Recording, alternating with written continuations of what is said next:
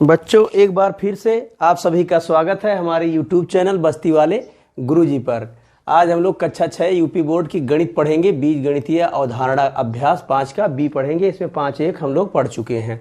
एकदम बिल्कुल basic concept है ये, आप इसको खूब ध्यान से समझिए और जो है सॉल्व करते चलिए। हम लोग प्रश्न संख्या 1 देखते हैं। निम्नलिखित को बीज गणितीय रूप में लिखना है। बीज गणितीय रूप में आप समझ गए हैं, बीज गणित में क्या होता है, चर और अचर दोनों मिक्स रहता है। ठीक है, तो इसमें हम लोग हल नंबर 1 देखेंगे सवाल का। इसमें क्या लिखा है, यक्स क्या है 6 और यक्स का योगफल। तो योगफल मतलब प्लस लगा देंगे, 6 क्या कर देंगे 6 प्लस यक्स, यही बस आंसर हो जाएगा। उसके बाद दूसरा क्या है, यक्स में से 7 घटाने पर शेष। तो जैसे मान लेते हैं क्या ये पहला हो गया, और दूसरे के लिए जैसे मान लेते हैं 10 है, इसमें से 5 घटाए तो 5 शेष बचा ना। और जैसे 10 है, इसमें से 7 घटाए तो कितना शेष बचा 3। उसी तरह क्या है कि हम x में से अगर 7 घटाएंगे तो हमारा यही शेष बच जाएगा, यही शेष होगा। ठीक है ना, क्योंकि ये चर है तो चर में से जब घट जाएगा, जैसे मान लेते इसकी वैल्यू 8 होती तो घट गया ना, लेकिन अभी घटा नहीं तो यही शेष माना जाएगा। तो हमारा जो शेष होगा वो क्या होगा, ये x माइनस 7 ही हमारा शेष होगा। कब, जब x में से 7 घटा देंगे। और उसके बाद x का 5 गुणा, तो क्या हो जाएगा हमारा तीसरा जो है ये हो जाएगा x, क्या हो जाएगा x गुणे 5। इसको थोड़ा सा आप लोग ध्यान दीजिए, गिनती हम लोग पहले लिखते हैं। ठीक है, तो गिनती को हम लोग पहले लिख लेते हैं और चर को बाद में लिखते, इस तरह लिखिए तो ये थोड़ा सा मैथमेटिक रूप से थोड़ा सा सही होता है। ऐसे लिखना जरूरी होता है थोड़ा सा, बाकी ऐसे भी सही है, गलत ये भी नहीं है। और उसके बाद क्या है, यक्स का 1/3, क्या है x का 1/3। तो ये चौथा हमारा हो जाएगा यक्स का मीन्स गुणा, का मीन्स क्या होता है गुणा, और 1/3 मतलब 1/3 होगा। तो इसका हम लोग क्या करेंगे, इसका जिस संख्या का कोई बटे नहीं होता उसका 1 माना जाता है। तो अंश का अंश में गुणा, हर का हर में गुणा, तो यक्स गुणे 1 यानी यक्स बटे 3 गुणे 3 यानी कि 3 गुणे 1 यानी कि 3। ये हमारा जो है ये आंसर हो जाएगा। उसके बाद हम लोग प्रश्न संख्या 2 देखेंगे कि निम्नलिखित कथनों को संख्याओं, बीजों तथा मूल संक्रियाओं के चिन्हों की सहायता से व्यक्त कीजिए। तो हम लोग जो है लगा लेते हैं दूसरे का पहला हम लोग देखेंगे क्या कह रहा है। कह रहा है वृत्त का व्यास उसकी त्रिज्या का दूना होता है। क्या होता है, वृत्त का व्यास उसकी त्रिज्या का दूना होता है। तो ये सभी जानते हैं कि वृत्त का जो व्यास होता है, हम आपको पढ़ाएंगे भी आगे, आप लोग ध्यान दीजिएगा। यहाँ पे जो है कह रहा है वृत्त का व्यास, मान लेते व्यास इसका d है, और क्या होता है 2 गुणे क्या होता है, दूसरे का पहला 2 गुणे त्रिज्या होता है। त्रिज्या मीन्स r को दिखाएंगे।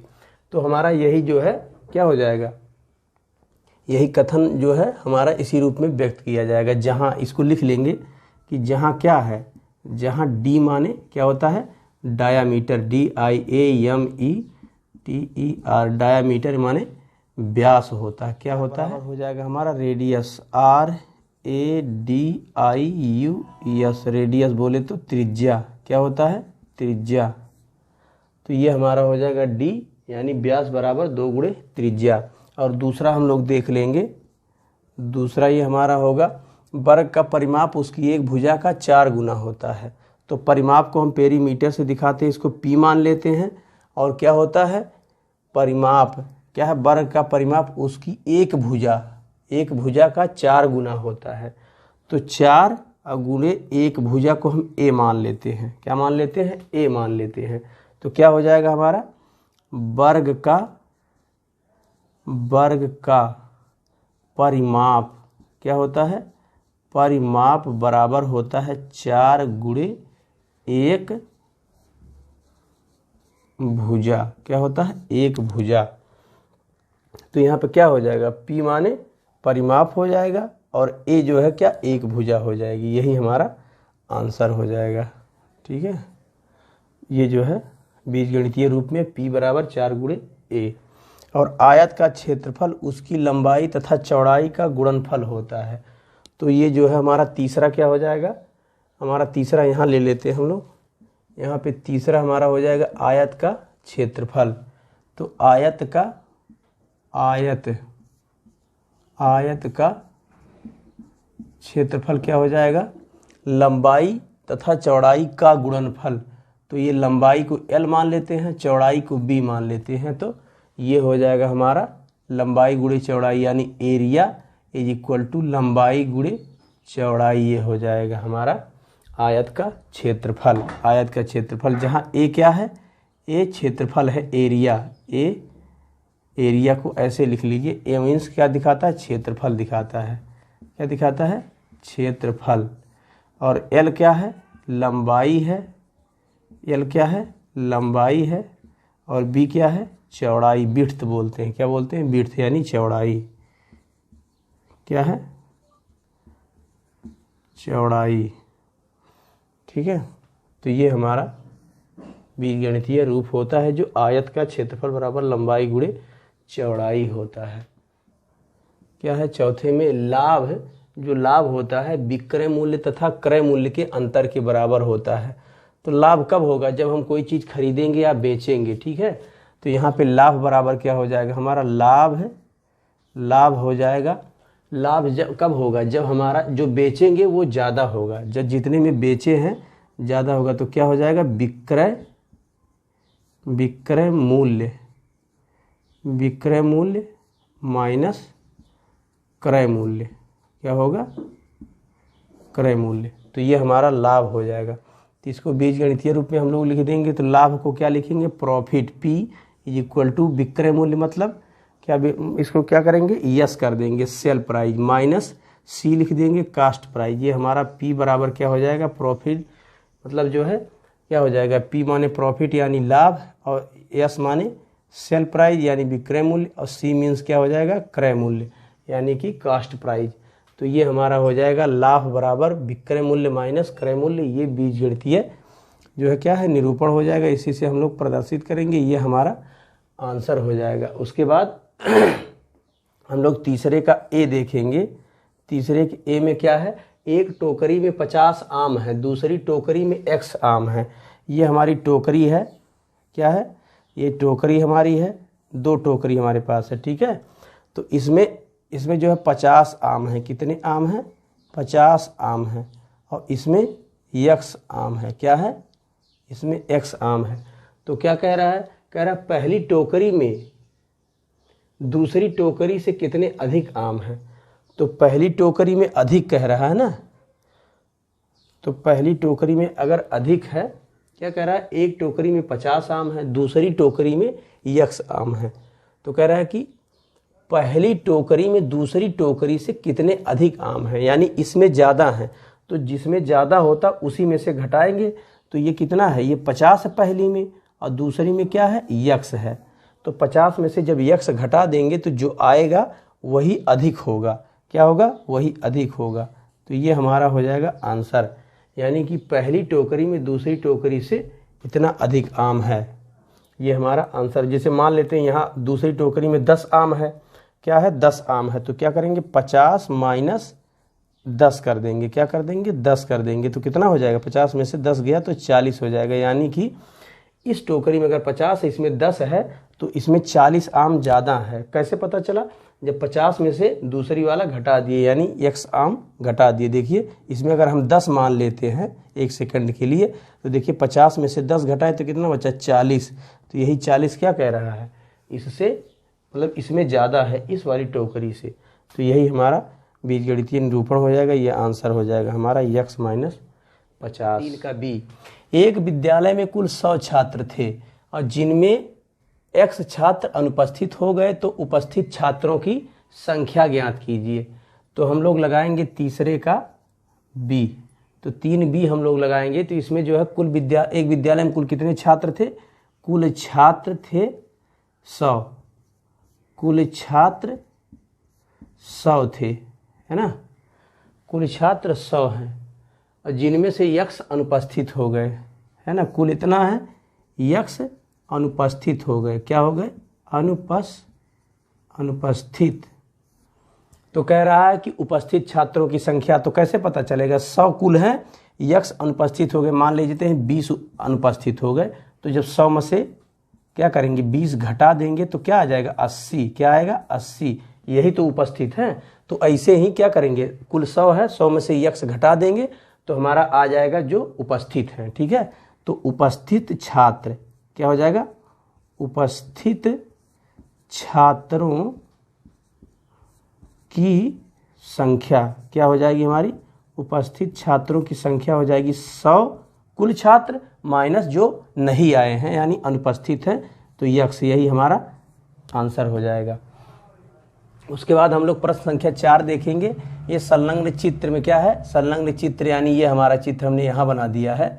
तो इसमें जो है आसन्न भुजाएं, आसन्न का मतलब होता है जैसे ये भुजा है इसी के सटी हुई भुजा, यानी यहाँ पे जहाँ पे इंड हो उससे स्टार्ट हो ये, तो इसके आसन्न ये है या इसके आसन्न ये है। तो आसन्न भुजा ये x सेंटीमीटर और ये y, ये क्या है y मीटर और x मीटर दी हुई है। तो आयत का परिमाप क्या होगा, तो परिमाप जो होता है ये बॉर्डर लाइन होती है। क्या होती है, बॉर्डर लाइन, यानी एक लाइन ये चारों जोड़ देंगे हम लोग, क्या कर देंगे, जोड़ देंगे। तो आयत का परिमाप क्या हो जाएगा, आयत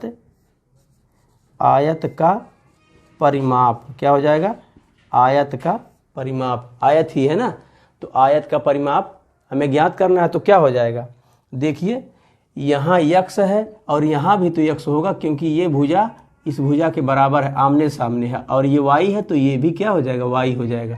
तो चारों जोड़ेंगे तो आयत का परिमाप क्या होगा, x प्लस एक बार और x है, फिर एक बार y है, फिर एक बार y है। तो ये हमारा इतना चारों भुजा हो गई, ये लंबाई लंबाई हो गई और ये चौड़ाई चौड़ाई हो गई। अब हम जोड़ लेंगे तो समान जो सजातीय राशि होती हैं ये x और x ये जुड़ जाता है, क्या हो जाता है, जुड़ के ये 2x हो जाएगा प्लस ये y 2y हो जाएगा। अब इसमें 2 कॉमन ले लेंगे तो क्या आ जाएगा, 2 ब्रैकेट में x प्लस y क्या हो जाएगा हमारा, यही मीटर हो जाएगा। क्या हो जाएगा 2x प्लस y मीटर, ये हमारा क्या होगा, आयत का परिमाप होगा। ठीक है, उसके बाद जो है हम लोग प्रश्न संख्या 5 देखेंगे कि एक गुब्बारे का मूल्य x पैसे है, तो ऐसे 12 गुब्बारे का मूल्य क्या होगा, ऐसे क्या होगा 12 गुब्बारे का मूल्य क्या होगा। तो हम लोग 12 गुब्बारे का मूल्य देख लेते हैं। तो इसमें जो है हमारा हो जाएगा पांचवा का, हम लोग पांचवा देखेंगे कि एक गुब्बारे क्या है, एक गुब्बारे का मूल्य, एक गुब्बारे का मूल्य दिया है, कितना दिया है, x पैसे दिया है। आप लोग यूनिट का ध्यान रखिए, पैसे है कि रुपए है कि सेंटीमीटर है कि मीटर है। तो अब क्या कह रहा है कि 12 गुब्बारे का मूल्य, तो मान लेते हैं कि क्या है 12 गुब्बारा, तो 12 से गुणा कर देंगे। जैसे मान लेते हैं कि जैसे एक गुब्बारा अगर 1 रुपये का है तो एक गुब्बारे का मूल्य 1 रुपये है, तो 2 का 2 से गुणा करेंगे, तो मतलब उसी में गुणा कर देंगे। तो ये हमारा कहने का मतलब सीधा गुणा हो जाएगा, तो उतने गुब्बारे का मूल्य निकल जाएगा। तो यहाँ एक गुब्बारे का x, तो 12 गुब्बारे का, तो क्या हो जाएगा 12 गुब्बारे का, क्या हो जाएगा 12 गुब्बारे का मूल्य, तो क्या हो जाएगा x गुणे 12, x गुणे 12 आ जाएगा हमारा, x गुणे 12। तो इसको क्या लिखेंगे हम लोग, गिनती पहले लिखते हैं, तो 12 x हो जाएगा, क्या हो जाएगा 12 x पैसे होगा, क्या होगा इतना पैसे आएगा, ये जो है इतना पैसे हो जाएगा। उसके बाद हम लोग क्या करेंगे, कक्षा 6वां लगाएंगे। कक्षा में x विद्यार्थी हैं जिनमें से 1/4 बालिकाएं हैं। कक्षा में कितनी बालिकाएं लगाएंगे, 6वें में क्या कह रहा है, कक्षा में x विद्यार्थी हैं, x विद्यार्थी क्या है, विद्यार्थी कक्षा में हैं, कक्षा में हैं। तो विद्यार्थी जो होता है, विद्यार्थी क्या होता है, इसमें बालक, बालक और प्लस बालिका क्या होता है, बालक और बालिका दोनों होता है। विद्यार्थी जो होता है ये कॉमन जेंडर होता है, तो इसमें जो है बालक और बालिका दोनों होता है। तो इसको क्या करेंगे हम लोग, x विद्यार्थी इनमें से क्या 1/4 बालिकाएं हैं, तो बालिकाएं कितनी हैं, ये हो जाएगा बालिकाएं, तो बालिकाएं कितनी हो जाएंगी, इसी का जो विद्यार्थी है उसका 1/4। तो x जो है क्या करेंगे, इसको ऐसे लिख सकते हैं x/4 डायरेक्ट लिख सकते हैं, या इसका यानी x का 1/1/4 है। तो इसको क्या करेंगे हम लोग, हम बता दिए यहाँ पे। तो ये जो भिन्न में हो गया तो इसको भी भिन्न में कर लीजिए और इसका गुणा कर दीजिए, तो ये x/4 हो जाएगा। क्या हो जाएगा? x/4 हो जाएगा। इतनी बालिकाएं हैं। अगर इसी में पूछता बालक कितने हैं, तो इतनी क्या है? बालिकाएं हैं और इतना टोटल विद्यार्थी हैं, यानी कि ये बालक और बालिकाएं दोनों मिला के हैं। अब ये बालिकाएं मिल गई हैं तो क्या करेंगे? इसमें से इसको घटा देंगे। तो अगर यहाँ निकालना हो हमको तो क्या हो जाएगा? बालक बराबर बालकों की अगर संख्या हमें निकालना हो मान लेते हैं तो क्या हो जाएगा? यक्ष कुल है विद्यार्थी, बालक बालिका, और बालिकाएं कितनी हैं? माइनस कर देंगे x/4। तो यहाँ से आप लोगों को मैं सिखाऊंगा, इसमें जोड़ना घटाना बताया भी हूँ। तो ये क्या हो जाएगा? इसको जो है करेंगे तो ये इसका लासा 4 हो जाएगा और उसके बाद यहाँ क्या करेंगे? ये 1 से भाग देंगे तो क्या होगा? 4 ही रह जाएगा, तो उसका गुणा करते हैं ऊपर। तो ये 4x माइनस x बराबर क्या हो जाएगा? 3x/4। इतना क्या हो जाएंगे? बालक हो जाएंगे। इतना क्या हो जाएंगे? बालक। इतना बालक हो जाएंगे। लेकिन हमसे पूछा क्या है? हमसे बालिकाएं पूछा, तो हमारा आंसर यही होगा। क्या होगा? हमारा आंसर यही होगा। उसके बाद हम लोग देखेंगे संलग्न चित्र में एक वर्ग है। ये हमारा एक वर्ग है, इसमें भुजा a सेंटीमीटर और वर्ग का परिमाप लिखना है हमें। क्या लिखना है हमें? वर्ग का परिमाप लिखना। तो आइए हम लोग लिख लेते हैं। इसमें जो है प्रश्न संख्या क्या हमारा 7, इसमें 7वां हम लोग हल कर लेते हैं। इसमें ये क्या है? परिमाप होता है, ये बॉर्डर लाइन क्या होता है? ये बॉर्डर लाइन होता है। तो हम लोग लिखेंगे वर्ग का परिमाप लिखेंगे। क्या लिखेंगे? वर्ग का परिमाप। तो क्या होगा? a फिर a और फिर a। कितनी बार हो जाएगा? 4 बार। और चारों जोड़ेंगे, सेम है, सजातीय है। इसको क्या बोलते हैं? सजातीय चर बोलते हैं। तो ये 1a 2a 3a 4a, तो ये हो जाएगा 4 और ये गुणे में a हो जाएगा। क्या हो जाएगा? 4a। इसी को क्या बोलते हैं? 4 गुणे भुजा बोलते हैं। क्या बोलते हैं? 4 गुणे भुजा। यही हमारा क्या होता है? वर्ग का परिमाप होता है। तो ये हमारा आंसर हो जाएगा। क्या हो जाएगा? आंसर। चाहे 4 गुणे a लिखिए, चाहे 4 गुणे भुजा लिखिए, ये हमारा वर्ग का परिमाप हो जाएगा। क्या हो जाएगा? वर्ग का परिमाप हो जाएगा। उसके बाद हमारा ये क्या है? लीला राधा की छोटी बहन है। क्या है? लीला राधा की छोटी बहन। 8वां देखेंगे। क्या? वह राधा से 6 वर्ष छोटी है। लीला क्या है? लीला क्या है? लीला और राधा। लीला है और राधा है। लीला राधा की छोटी बहन है, यानी लीला क्या है? छोटी है। हम बताए हैं इसमें जो मुंह के अंदर होगा, इसके अंदर वो क्या करेगा? वो बड़ा होता है। क्या होता है? वो बड़ा होता है। तो राधा देखिए, राधा बड़ी है ना। लीला राधा की छोटी बहन है, यानी राधा की छोटी है, यानी राधा से छोटी ये है। वह राधा से 6 वर्ष छोटी है। तो कह रहा लीला की आयु राधा की आयु के पदों में, राधा की आयु के। तो जिसके पदों में कहेगा उसी का हम मानेंगे। ज्ञात किसी का नहीं है इसमें कि कौन कितने वर्ष का है, बस ये कह रहा है कि छोटी है। कितने वर्ष? 6 वर्ष। तो राधा के पदों में हमें लिखना, तो राधा को मान लेते हैं कि x वर्ष की है। क्या है? x वर्ष की है। राधा मान लेते हैं, यहाँ माना राधा क्या है? राधा x वर्ष की है। कितने की है? x वर्ष की है। माना राधा x वर्ष की है। तो कह रहा है लीला की आयु। तो लीला की आयु क्या हो जाएगी? लीला की आयु क्या होगी? आप लोग बताइए, लीला की आयु क्या होगी? ये राधा है, तो राधा की आयु क्या है? x वर्ष है। और ये x क्या है? इससे बड़ी है। और कितना बड़ी है? 6। तो इसी को 6 को कम कर देंगे। क्या कर देंगे? 6 को कम कर देंगे। तो x माइनस 6 वर्ष आ जाएगा। कितना आ जाएगा? x माइनस 6 वर्ष क्या हो जाएगा हमारा?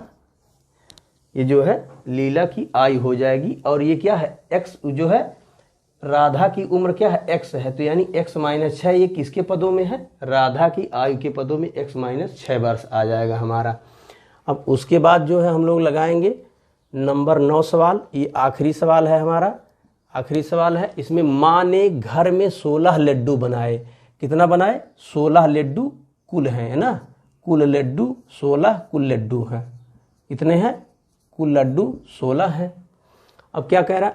कुछ लड्डू मेहमानों और परिवार के सदस्यों को दिए, बचे लड्डुओं की संख्या। तो इतना लड्डू है। माना क्या किया? माना जो है मेहमानों क्या है? मेहमानों और परिवारों के सदस्यों को दिया गया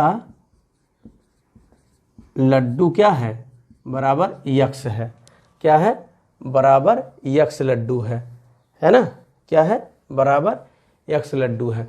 तो कह रहा है कि बचे लड्डू, तो कुल 16 थे, यक्ष दे दिए, कितना बचा, जैसे 16 था 5 दे दिए तो 16 माइनस 5 कितना बचा, 11 लड्डू बचा।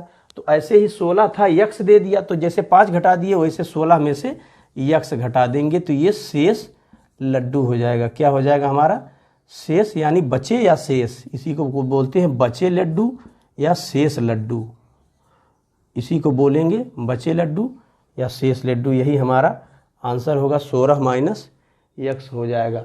और इसके साथ ही हमारा चैप्टर अभ्यास 5B जो है, ये अभ्यास 5B खत्म हो जाता है। इसके बाद मिलेंगे हम लोग अगली वीडियो में। तब तक आप लोग इसको खूब अच्छे से पढ़िए, खूब अच्छे से मेहनत करिए, खूब खाइए पिए, और आप लोग खूब मस्त रहिए, व्यस्त रहिए। मिलते हैं अगले वीडियो में, तब तक के लिए जय हिंद।